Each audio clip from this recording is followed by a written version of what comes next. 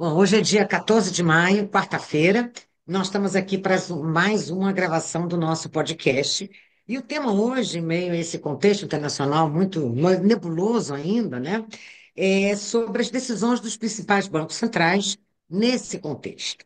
Então, nós temos aí o Banco da Inglaterra, que reduziu a sua taxa básica de juros em 0,25 ponto percentual. O Fed, que manteve a sua taxa básica de juros em entre 4,25 e 4,5. O Banco da Suíça, que manteve uma taxa em 0,25 ponto percentual, né? E no caso da Suíça, como ela tem recebido muitos capitais internacionais no meio na esteira dessa guerra comercial, alguns títulos já estão com juros negativos. Banco do Japão, Banco da Suécia, Banco da Noruega mantiveram as suas taxas para esperar um pouquinho, né? Um pouco mais, delinear um pouco mais esse contexto internacional. E o nosso Banco Central subiu em 0,50 pontos percentual a taxa básica Selic, né? Então, é nesse contexto que hoje o professor Lixa vai fazer aí alguns comentários sobre essa decisão do nosso Copom e falar um pouquinho aí das perspectivas que a gente tem para a inflação. Ontem saiu a ata, né, do Copom, onde ali tem detalhes dessa decisão do nosso Banco Central. Então, agora, Lixa, a palavra é sua. Tá? Muito obrigado, Margarida. Tá? Então, como a professora Margarida destacou, não, o Federal Reserve tomou a decisão quarta-feira passada de manter a taxa do Federal Fund, as taxas de referências, no patamar que Margarida destacou, entre 4,25 e 4,50. Nas declarações posteriores do presidente Powell, destacou que o Federal Reserve ele considera que está bem posicionado, que estão dispostos a esperar um pouco, ou seja, não mudar a taxa de juros, esperando por clareza, tá? Ainda quando no comunicado posterior, o FED destacou de que tem aumentado tanto os riscos de inflação quanto de recessão, tá? Eh, um destaque que a gente tem agora, por exemplo, este final de semana, eh, teve uma redução na tensão entre a China e os Estados Unidos, tá? Parece que está reduzindo um pouco a incerteza, e isso tem melhorado um pouco a probabilidade, não? Tem reduzido a probabilidade de ter uma recessão nos Estados Unidos, tá? Tem melhorado bastante a projeção de crescimento para este ano, tá? Tinha, alguns já pensavam que poderíamos ter taxas até negativo na taxa de crescimento anual, agora está em um patamar positivo, entre 0,5% e 0,6%, por cento. Claro que bem menor do que a gente teve no ano passado, mas lembremos que no primeiro trimestre deste ano já teve uma taxa de crescimento levemente negativa, tá? Por outro lado, o CPI americano eh, está em 2,3%, tem se reduzido. É claro que ainda está acima da meta de inflação, então, são vários elementos que estão sendo colocados. Temos a forte incerteza, então, por causa dos problemas comerciais e das tarifas. Então, tudo isso tem feito de que o Federal Reserve tomasse uma certa cautela nos ajustes que estava tendo para a redução da taxa de juros. De qualquer forma, o viés da taxa de juros americana é de baixa e o debate lá é quando que acontecerá uma nova redução da taxa de juros, não? Os analistas mais otimistas destacam de que podemos ter duas reduções da taxa de juros este ano, provavelmente uma em setembro e outra em dezembro, mas essa é a visão mais otimista. Eh, Outros que acham que podemos ter um repique inflacionário por causa da maior incerteza e da guerra comercial e das tarifas, acham que a primeira redução pode acontecer só em dezembro deste ano, ou do contrário, já em 2026, tá? Então temos um Federal Reserve que está esperando para ver, ou seja, que está considera que a taxa de juros está em um patamar contracionista, mas ainda eh, ele vê risco de inflação. E o risco de recessão tem caído. Tá? Ou seja, temos uma situação com menos risco de recessão nos Estados Unidos do que a gente percebia 2 semanas atrás. Tá? Em relação ao Banco da Inglaterra, a professora Margarida destacou de que decidiu reduzir a taxa em 0,25%, tá? Agora está no patamar de 4,25%.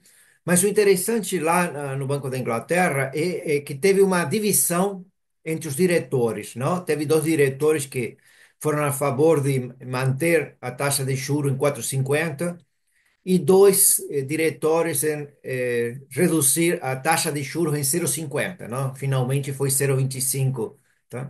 Mas mostra um pouco como é que num contexto de grande incerteza e de tanta volatilidade, você tem opiniões tão dissímiles, tão diferentes, não? Ou seja, estamos num momento em que algumas pessoas têm uma percepção e têm um feeling, e por outro lado aparecem alguns modelos que com alguns resultados que mostram que podemos ter uma maior recessão.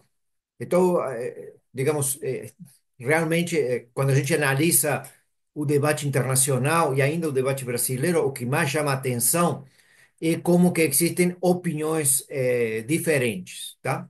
E não é a mesma coisa aconteceu aqui no Brasil, tá? Quando se tomou a decisão a semana passada, como destacou a professora Margarida, não, de reduzir, de aumentar a taxa de juros 0,50 pontos percentuais e colocar ele em 14,75.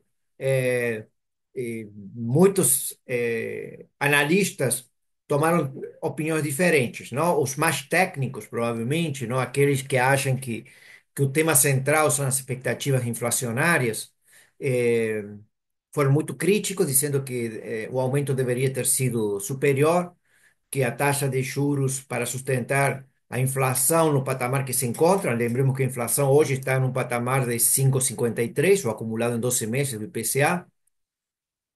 Por outro lado, temos uma inflação de serviços que está perto de 7%, tá? Ainda que a inflação de alimentos tenha reduzido um pouco, mas ainda a inflação está se acelerando um pouco, tá? Então, alguns analistas mais técnicos, provavelmente mais conservadores, acham que a taxa de juros deveria estar acima de 15%, tá? Por outro lado, você tem analistas que, colocando questões mais de feeling sobre a possibilidade de ter uma recessão internacional, dessa recessão internacional ter efeitos deflacionários aqui no Brasil. Poderíamos parar aqui no aumento da taxa de juros, ou seja, 14,75 seria o final do ciclo. Essa seria a posição mais desenvolvimentista ou keynesiano, mais dovish, não? De alguns analistas. E basicamente, o que eles destacam é que, que o risco de desaceleração do nível de atividade é maior. Ainda quando a gente não observa isso nos dados, não? A gente já temos conversado sobre o tema e visto que o nível de atividade ainda se mantém com um forte impulso, não? Seja pelo impulso que existe pelo lado do crédito, muitas vezes por decisões do governo, seja pelo impulso fiscal que a professora Margarida sempre tem eh, destacado, tá? De qualquer forma, um ponto que está sendo destacado pela ata do Copom, que foi divulgada ontem, tá? Eles dizem de que a política monetária já teve efeitos sobre o crédito, que já tem uma pequena desaceleração do crédito, que teve algum efeito sobre o balanço das empresas, sobre a taxa de câmbio, sobre alguns indicadores de nível de atividade de trabalho. Pelo menos é isso que está escrito lá na ata de ontem, não? De qualquer forma, esses efeitos ainda são muito incipientes e pouco perceptíveis, não? Uma questão que foi bastante destacada ontem pelos analistas é que foi eliminado qualquer forward guidance, ou seja, não existe nenhuma eh, orientação sobre o que vai acontecer na próxima reunião, tá? Só se destaca de que a taxa de juros vai ficar num terreno significativamente contracionista por um longo período de tempo, é o que é dito, tá? Hoje, lembremos que a taxa de juros real está em 9%, não? 9% ao ano, uma taxa de juros real bastante elevada, tá? Quando a gente olha para alguns mercados de opções, a gente vê de que existe um percentual muito alto, não? 63% são pela manutenção da Selic nesse patamar que está agora, ou seja, não, parece como que 14,75 tenha sido o pico, e 0,25 pontos percentuais tem uma probabilidade de 30%. Hoje foi divulgado um questionário eh, que o Banco Central fez com os mesmos agentes que respondem ao Boletim Focus, e a maioria acha de que na próxima reunião devemos ter um aumento de 0,25, tá?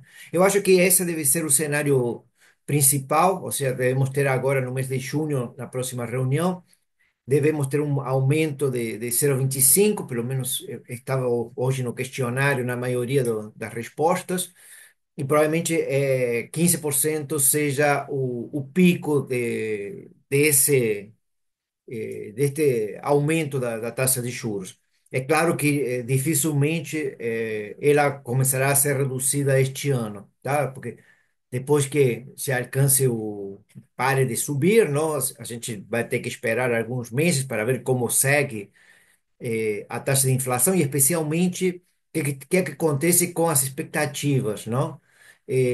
O Boletim Focus, que foi divulgado segunda-feira, mostra que as expectativas de inflação para 2026, não, o ano que vem, daqui a um ano e meio, estão em 4,5, que é o teto da banda, não, que a gente tem para a meta de inflação. Estamos bem na parte superior da banda, mas isso seria só no final de 2026.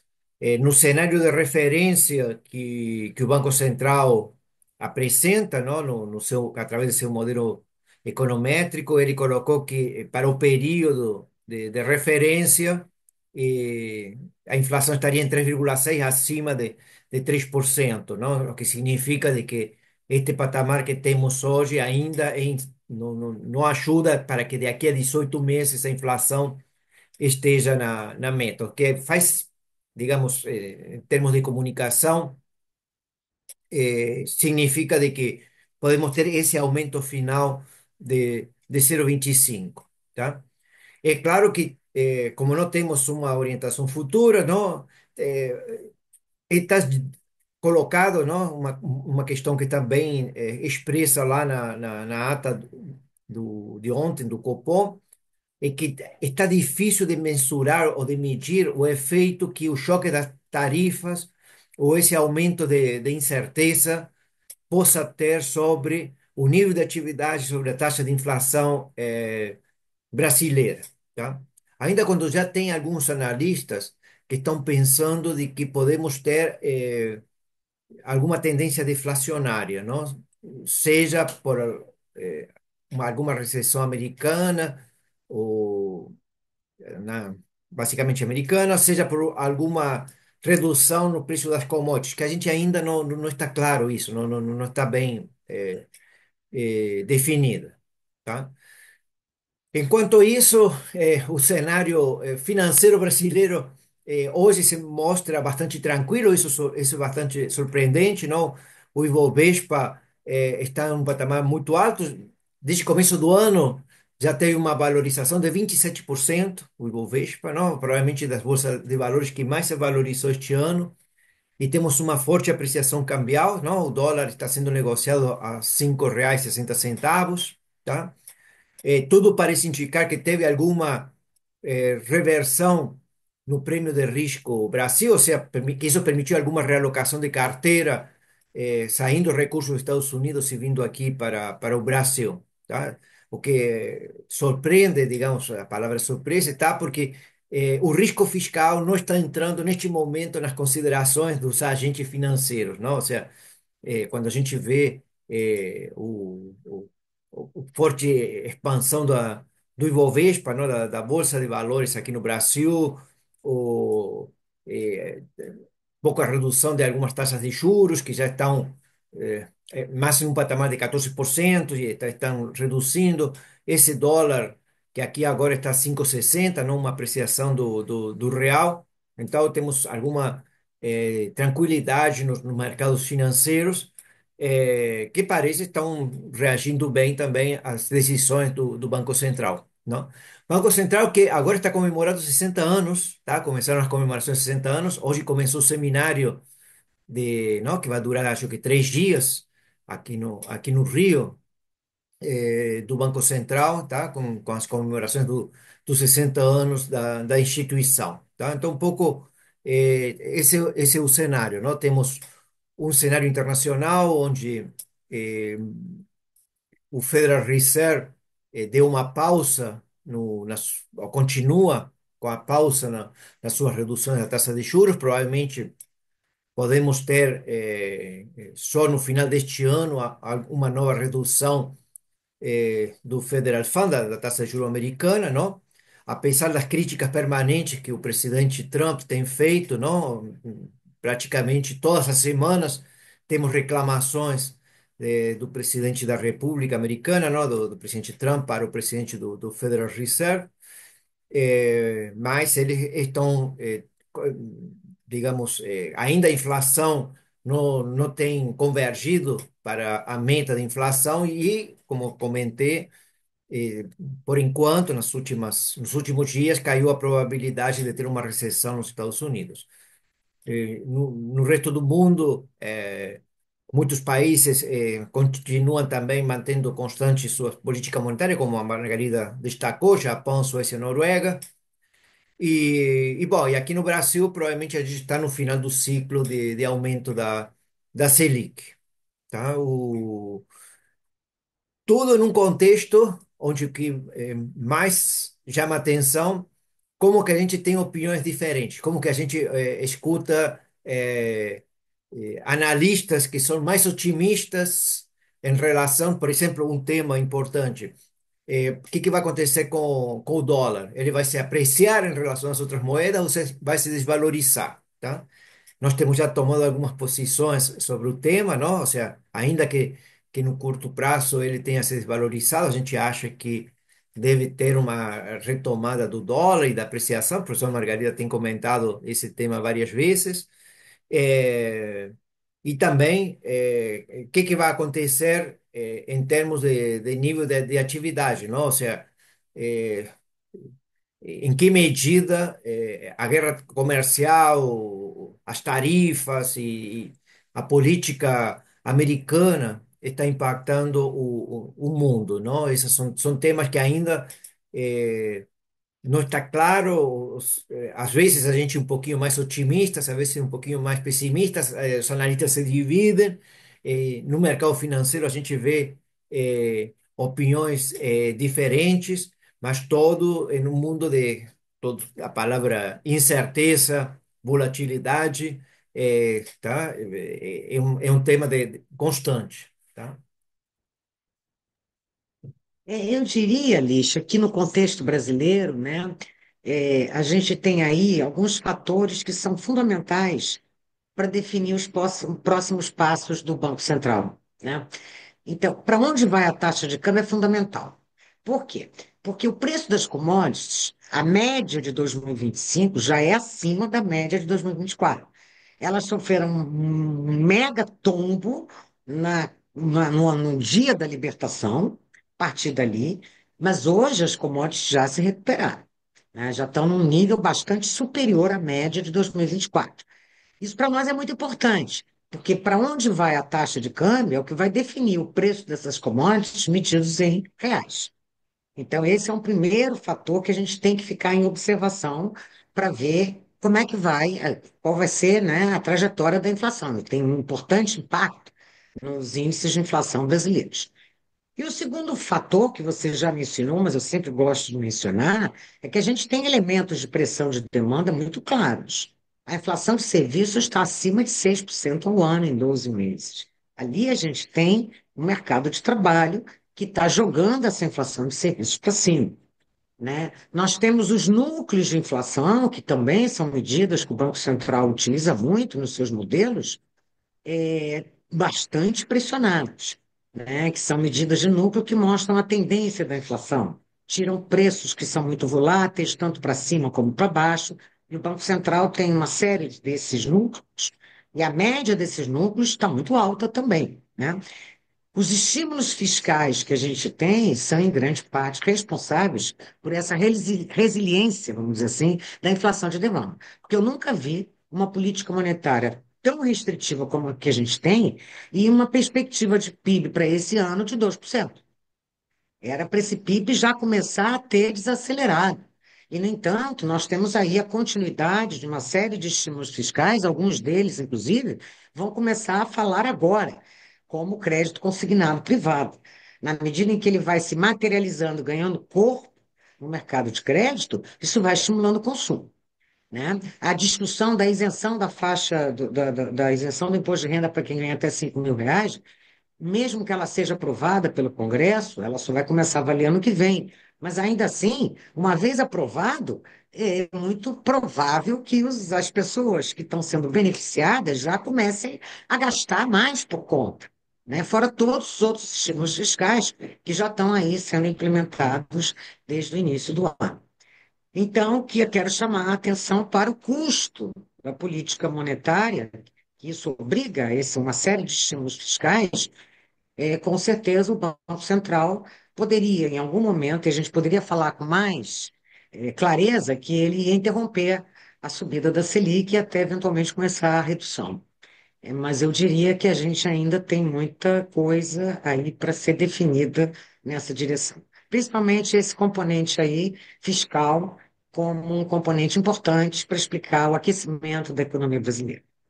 O É próprio isso. Banco Central está destacando a expansão fiscal, ou seja, o estímulo É, fiscal no nível de atividade e como que é. isso, digamos, de alguma forma atrapalha a condução Isso da política obstrui o monetária. canal de transmissão da política monetária, que é exatamente reduzir o ritmo de crescimento da demanda.